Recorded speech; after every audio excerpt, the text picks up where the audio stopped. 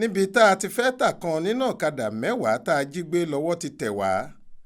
Ahmed àti Taiwo ló jẹ́wọ́ bẹ́ẹ̀. Ọwọ́ iléeṣẹ́ ọlọ́pàá ìpínlẹ̀ Ọ̀ṣun ti tẹ àwọn ọmọkùnrin ọlọ́kadà méjì kan, Wa-Kazeem ẹni ọdún 27 àti Ọláníyì Taiwo tóun jẹ́ ní ọdún 28 lórí ẹ̀sùn olè jíjà.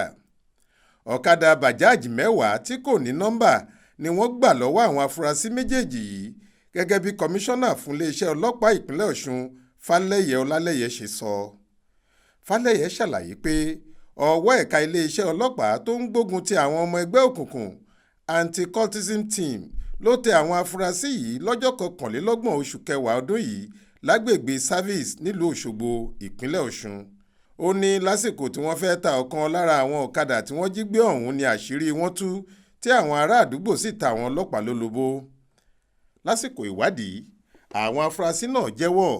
Wọ́n ní lọ́jọ́ 21 oṣù kẹwàá ọdún yìí làwọn lọ fọ́ ṣọ́ọ̀bù ọkùnrin kan tó ń ta ọ̀kadà nídojúkọ Baptist High School nílùú Ìrè ní nǹkan bíi aago 12 òru.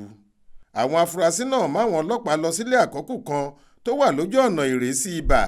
Ibẹ̀ ni wọ́n ti rí àwọn ọ̀kadà tó kù tí wọ́n tọ́jú pamọ́.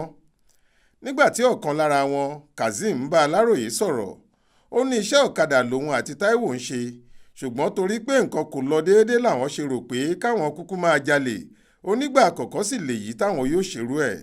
Bójó òótọ́ bó jẹ́rọ́, kọmíṣánná ọlọ́pàá ti sọ pé ìwádìí ti ń tẹ̀síwájú lórí àwọn afurasí méjèèjì ọ̀hún àti pé wọn ò ní pẹ́ bẹ̀rẹ̀ sí káwọ́ pọ̀nyìn rojọ́ ní kóòtù. Florence Babasola ló ṣàkójọ ìròyìn yìí fún iléeṣẹ́ tẹlifíṣàn Aláròyé online. Faith Adébọlá ló kà á sétí ìgbọ́ yín.